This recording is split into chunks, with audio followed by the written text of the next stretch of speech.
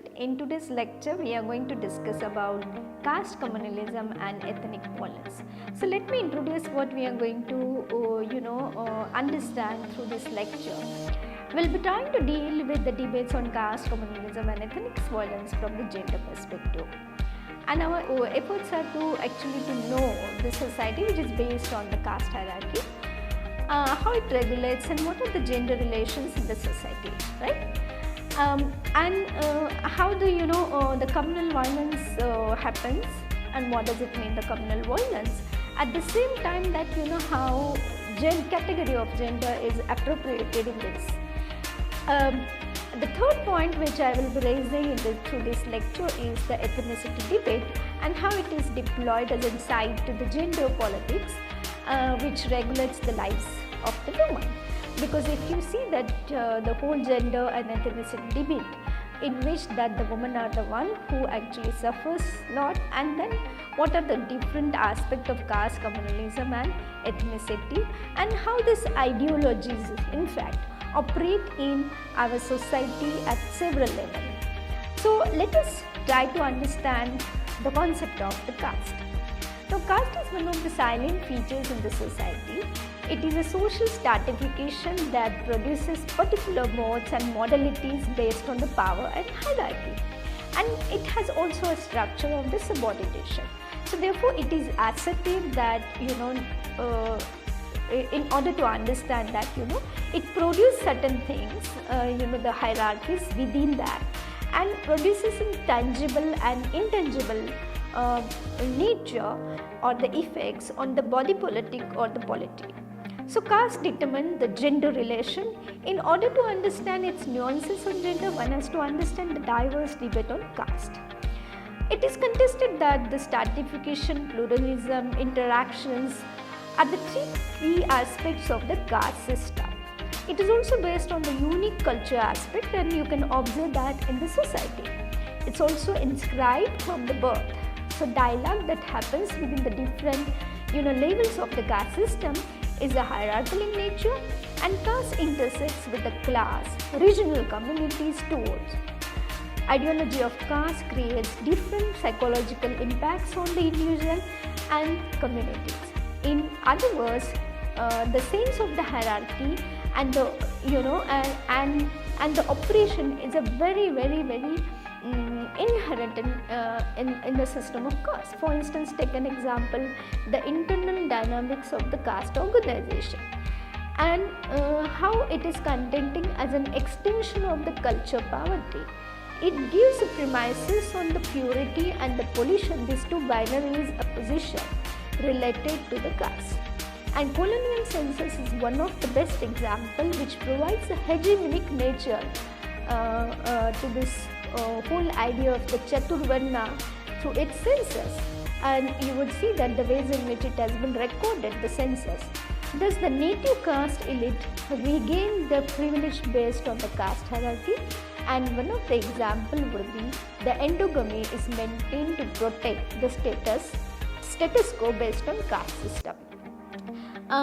Inequality based on the caste is produced through the religious texts, and these religious texts are prescriptive in the case of women.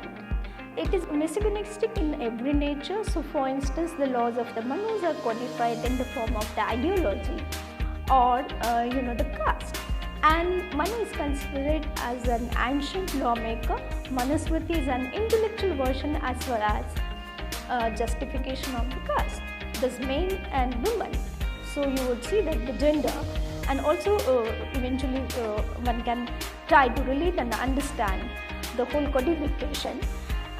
So men and women belong to untouchable communities are considered as the lowest in order to understand the polluted communities and pure, according to the law of the Manu. So these scriptural sanctions are hegemonic in nature, legitimize the operation of the untouchable woman, and I am using here the untouchable woman which we today call it the scheduled caste or the Dalit woman. Scheduled caste is a constitutional word, but Dalit is the more academically used word. So these are some of the diverse views of the genesis of the caste, and caste is also commented as the system that is originated through social contact. It is called, therefore it's very important to understand that how it is controlling the endogamy. Thus the purity of the blood is maintained to regulate the power through caste system. And even today you can see, for instance, the surrogate mothers, and India is the best example that the first mother, the grandmother who produced the surrogate baby was quite old, but one can analyze many cases which are happening even in India and South Asia in order to understand this. So caste is, in order to understand this, the electoral representation, the Government of India Act of 1935 is a very, very important to look into. So this process of listing, the people in the electoral politics emerged as a part of the British discourse of the imperialism. This process of listing caste into the scheduled caste categories are connected to the governmentality of the Britishers. However, Kaka Kalarkar, one of the chairperson of the first backward class commission, foregrounded the category of the backward related to the socially marginalized caste. The category backward signifies the social and educational backwardness of these excluded communities. The assertion of the community which projects their backwardness created a sort of administration cum categorical ambiguity for the commission. So in other words, what I want to say is that communities come with the interpretations of their own backwardness. However, the commission introduced a list of 2,399 backward communities in the year 1955, so after India's independence. It guided that in 1961 census should collect the data related to caste and the woman, and they compared this data with the backward community. And a parallel is drawn to create a sense of the policy category based on the marginalization. For instance, Kaka Kalarkar argued that in a different fashion, and he asserted that the criteria of the backwardness can be explored through the other forms of the existence, not only through the caste, right? So these are the debates and the nomenclature of the caste based on the operation on the basis of caste. So, and in order to understand the history of such kind of ideas, for instance, Dalit and other categories, this gives some kind of insight to us to go further. According to Gandhiji, Gandhiji described untouchable as an Harijan. This category of Harijan was introduced by Gandhiji, and according to him, Harijan is the children of the God. On the other hand, Dr. B.R. Ambedkar opposed the term, he outrightly opposed the term Harijan and argued that it is a derogatory for the ex-untouchables. So Gandhi's prescribed women as a category to maintain culture. For instance, Gandhian category of the Harijan becomes problematic in the case of the Dalit woman also then.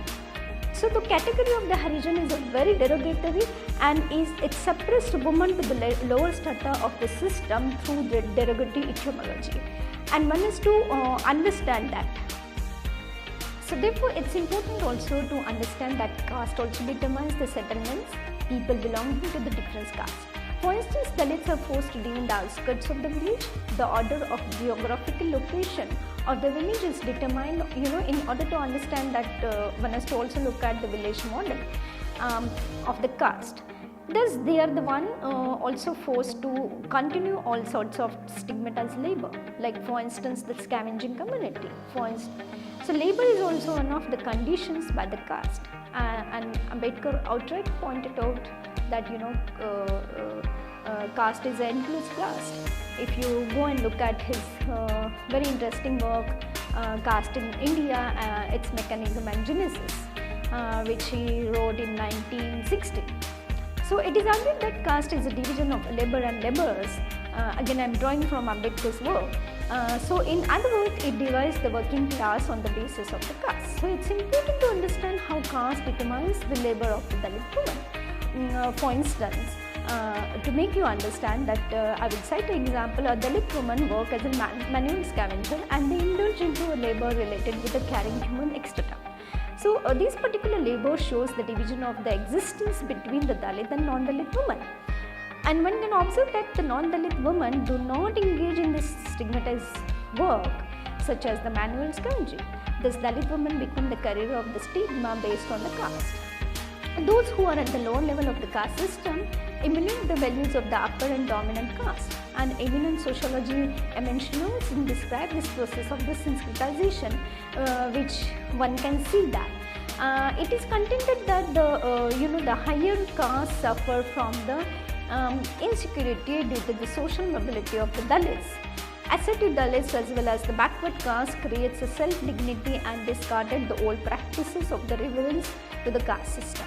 And I would just like to mention here for your information that if you look at the anti-caste movement from the Maharashtra, like Phule, Shahu, Ambedkar, the whole legacy of them, and the Periyar's movement from again the Tamil Nadu, Ayangali from Kerala, you would understand that the whole the whole entire project of all these social reformers was to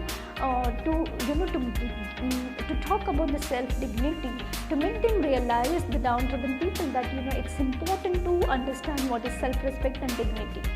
And what are the modes they use is a different model, but then of course a very democratic model they have used. So these, again the question is that old practices are still there. Those socially mobile, self-conscious, educated members from the Dalit and backward caste recognized the burden of caste ideology and resisted that in their day-to-day life. Now, new assertion against caste challenged the masculinities based on the caste system. So there is a transition from the traditional forms of the caste to the new forms of the caste system. This is linked to the ideological transition of the caste also. So, you cannot see the caste only in isolation for the downtrodden. One has to also understand the caste system from top down bottom approach, and from bottom to top down approach, what are the transition or the changes had happened. Oppression as well as the discrimination based on the caste system through tangible and intangible practices, which I already mentioned, like the rural, semi-urban and urban areas are different in manner. But the people who are downtrodden, who comes from the low caste, particularly the Dalit or scheduled caste community, they do face the plight of this in the everyday life. So it is contended that caste has a particular character and it can be theorized as a discursive category.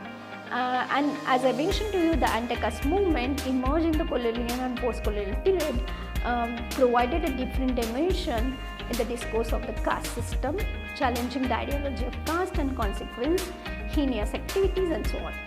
So the anti-caste assertion provided the sense of the meaning, self-dignity to the oppressed communities who are in lower rungs of the caste religious system.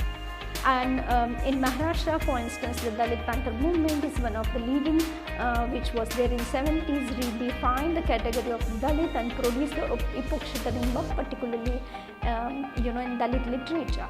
Now let me point out to what is communalism.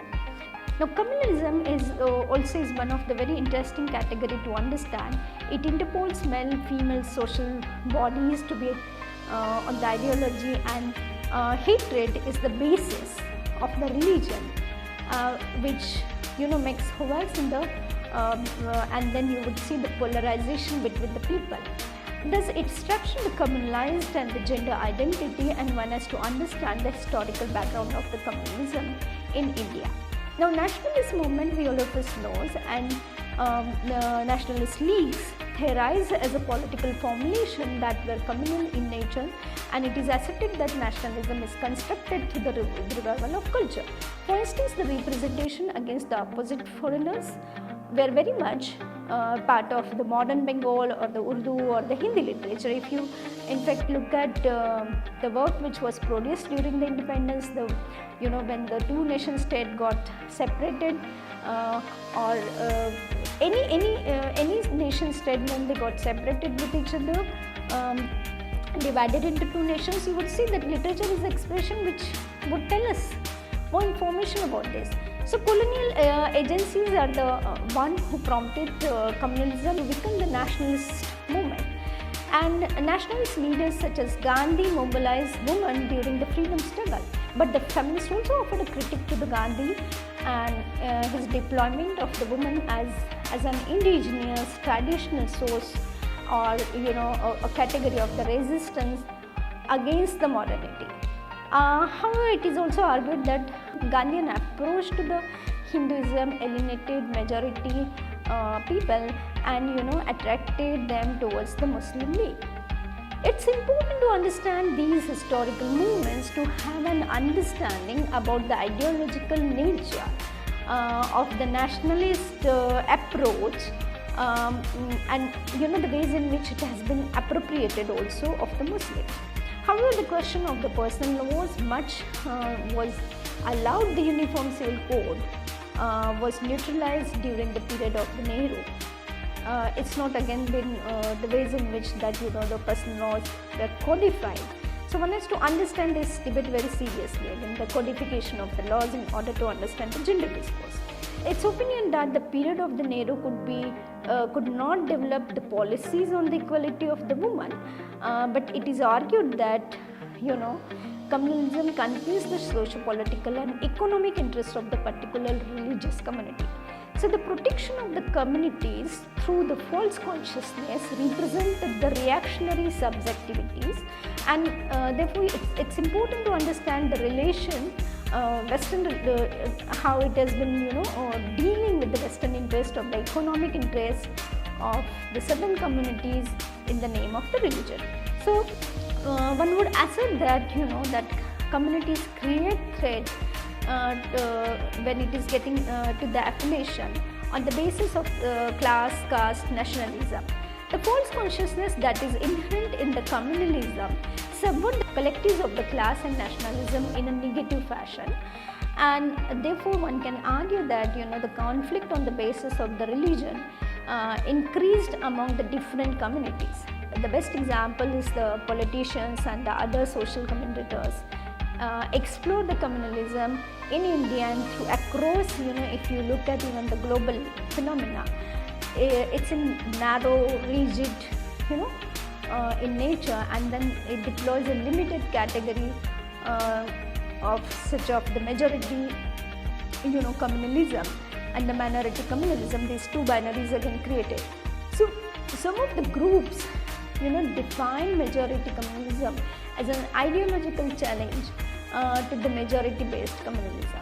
So this discourse of the governing the social bodies of the woman is one of the very crucial example to understand the community. We have a very interesting example of the Shahbanu case, in which that Shahbanu was quite old and she demanded under the personal laws, when the husband gave her the divorce, as per the Muslim personal law, she demanded the maintenance, and then under the special marriage act also that one would see and analyze that how it has the discourse was there in 86 onwards. So therefore is that one has to also understand that the subjectivity of woman is manipulated towards the category of the woman, and the patriarchal community in fact supports this kind of things, which talks about the honor of the woman.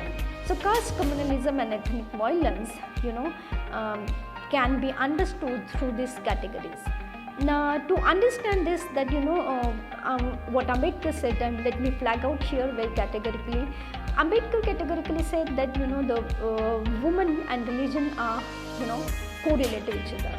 He contested that the women are the gateways of, Ambedkar says that, Ambedkar contested that women are the gateways of the religion. And you would see that the defense of the personal laws or the sati, or when it comes to the question of the property, distribution, when women keep demanding these were the practices in fact which the religion actually was opposing, that women should not have any kind of share. And these debates are not something new. If you in fact look at the very fascinating work, which I would say again, the Flavia Agnes work, particularly family and law, these 2 volumes by Oxford University Press, you would understand that it in fact shows us or that what are the relationship of the woman and religion in the separately with each religion, and how oppressive itself is that in patriarchal nature, which shows us that how identities have been formed and how the laws are arbitrary and do not actually take any interest of the group or the religion, and feminists have been fighting for that. So third point which I wanted to mention here in this lecture is the ethnic violence. Now ethnicity is theorized as an individual who recognize themselves.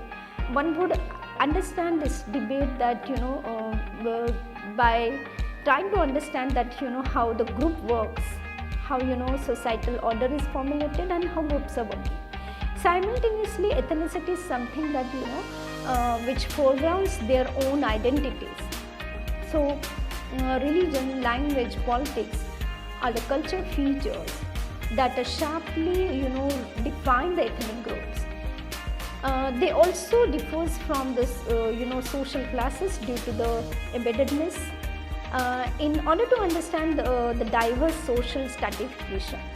So nature of the ethnic groups are very important, and then how it is assessed in relation to the social discrimination is very important to understand. So nature of the social category ethnicity is fluid, and its impact shifts from group of the people across different geographical spaces or the location. Thus, there are elements of the forging identities and the link to the diverse phase of the ethnic communities, and the violence is linked with the community in a different manner. Ethnicity also has a relationship with the violence, and violence is more that creates the injuries and destruction. In other words, it creates the destruction, and then one has to also understand that it's structural and it's constructed, and it is also intended sometimes or unintended consequently. So where one has to understand that how the situations have been created, the structure of the system, for instance, such as even family, industrial complexities, or nature of violence, they can be differ from one place to other place. Deployment of the violence is one of the analysis on a different grounds. So violence is romanticized as well as condemned by a different school of thoughts and the social theories. It's important to know the category of the violence before engaging with the category of the ethnic violence again. Like for instance, George Sokal, a French social theorist, contended that violence has to be understood by engaging in the context that intents of those who deeply are engaging into violence. It's important to again understand the context of the interest of those people involving it before the exploring such kind of violence. So, for instance, take an example of the female feticide as a common thread in the social fabric of in South Africa and some of the countries. If you notice, around like 5,000 women and the girls have been killed since 2000, you see. So the number is gone up, it's not decreasing. So the notion of the female feticide is introduced by the socialist Dinah Russell in 70s, and Dinah Russell says that it refers to the terror activities that are genocide in nature and that results in the socially regulated or accepted murder. So it's also been a cultural form. She argues that killing of the females by the male because they are female, that one needs to be questioned. So it is existed an extension of the hierarchical culture, and it emanates the violence that are conditioned by the to detect the gender. So it is accepted that so you can see that when violence, ethnic violence also is happening, that it has a relation with the patriarchal repression, and this of course the state apparatus, and particularly if you take an example of the military, in which that how violence happens on the bodies of the women. It's been very important to know that how culture, customary rights, and the patriarchal nature operates. For instance, the Mayan community considers the right of the men to hit the wife, or to beat up the wife is the right of the Mayan community. thus there are links between the oppression of the woman or the violence against women and the ethnicity. So, and it is customary among the Mayan communities when the new couples got married, elders must inform those husbands to control their wives. So, the conscious negations of the violence against women question the rights of the, citizenships. I mean, do women do not have the citizenship or what? That is what the question which is again one need to raise. So, the feminist scholars, for instance, Uma Narayanan described the culturally sanctioned violence against women as a death by culture. Scholars like Susan Okin argues that the sort of operation of the women within their household question their choice, well-being and the lives. If you look at further that Tajik and Afghani women, they are again also undergo severe forms of oppression that legitimized through the patriarchal male hegemony and those of those communities. So it's very important to understand how things have been argued and the West stereotypes and how it exaggerates again the oppression of women in the majority communities. Some attitude against women is observed in the asylums for the women also. Women who belong to particular ethnic communities are undergoing the major surveillance from the community as well as the asylums. So, notion of the operation, identity and violence become crucial cases of the marriages between the members who are traditionally perceived as an antagonistic, and it is argued that the operation of the woman, which shifts from one place to other place, and then in the neoliberal economic policies, it's growing, and of course the patriarchal nature also is growing, and the ethnic and the identity politics also is changing and taking a different kind of forms. One would see that the internal conflicts also among the races would be the example in which that the violence against women occur on the races. As I mentioned to you, the war places or the war zone is one of the very central, and one would see that if one needs to analyze the war, the discourse determined, the war discourse entirely determined the conflicts based on the identities. For instance, the children who are born during the war period, areas of the contention for the identity related politics, those children are born as a part of the sexual violence during the war and co-opted by the respective government or the clashes related to the ethnicity. And the best example is, again I would see that South Africa, and how the question of rape can be again addressed here. So rape is a conflict-ridden society, and it is again been a tool used in all three categories, where, for instance, the caste, communalism and ethnicity. And it is interpreted as an act of intimidation and the terror. It is also associated with the cleaning of a particular ethnic group. So those sorts of the violence are asserted to impose the ethnic superiority over the others, and then one would see that crisis-ridden geographical situation which evokes the sense of again purity, shame, and stereotype the woman in the name of the purity, chastity, and so on and so forth. So we historically trace the linkages between the ethnicity and the oppression of women, and it can be seen some kind of regimes. Important thing is, like for instance, again to make you understand Bosnian women or the Serbian military, these are how they are operating, the gender oppression is happening, how the political constriction, imposition of caste, community violence are happening, and women are always there as a peace agents. So on the other hand, that children who are born, and these are the very common things. If you look at again the children who were born in Kosovo, for instance, that when the war was going on, they are called, they face extremely difficult problems, or children of shame they have been called. And you would see that the sexual violence is very, very important in all three categories, and the gender, ethnicity, repressive state apparatus, which again uses this. Now I just want to talk about the Catherine McKinnon's. Now Catherine McKinnon, one of the feminist scholars, argues that she equates rape with the genocide.